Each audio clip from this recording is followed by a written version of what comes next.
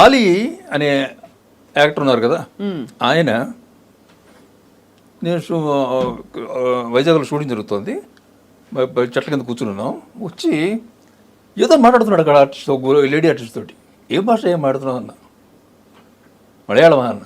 కాదండి జిబ్రిష్ అని. మాట్లాడు, మళ్ళీ మళ్ళీ మీరు నువ్వు మాట్లాడుతుంటాను మాట్లాడాడు. ఓ పని చేయి, నీకు క్యారెక్టర్ రాస్తాను, అలా అట్ట పెట్టాను.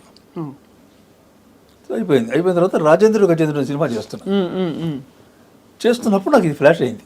బ్రహ్మానందం క్యారెక్టర్ని బ్యాలెన్స్ చేయడానికి ఒక క్యారెక్టర్ కావాలి. ఏంటంటే ఆ రోజు ఆలోచన చెప్పింది గుర్తొచ్చింది నాకు.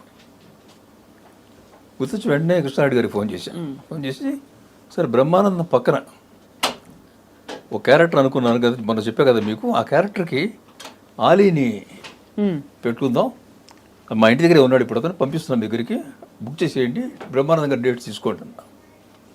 ఓకే అన్న. అది ఎంత హిట్ అయిపోయింది, అంత హిట్ అయిపోయింది. అవును. దాంట్లో ఆలీ మాట్లాడిన ఒక్క మాట కూడా నాది కాదు, ఆయనదే. అంతే. నేను క్యారెక్టర్ ఫిట్ చేయడం, అక్కడ అది అలా కూర్చోబెట్టడం నేను చేసిన పని. 2 లైన్లు కొత్త భాష చెప్తారా సార్? ఎంత చేట అలీ గారు కనిపిస్తే ఇప్పుడు మేము పలకరించడం ఎంత చేట అంటాం. ఎంత చేట అంటారు దాంట్లోదే. సరే రాజేంద్ర గజేంద్ర సినిమా అయిపోయింది.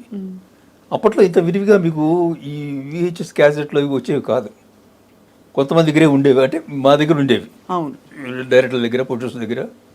నేను వేరే ఇంకో సినిమాకి రాజమండ్రి వెళ్ళా, అది రేలంగి నరసింహారావు సినిమా. ఇది అక్కడ నాకు సిక్ అయ్యాను. సిక్ అవుతే వచ్చేసాను, మెడ్రాస్కి వచ్చేసాను ట్రైన్లో. నాతో పాటు ఒక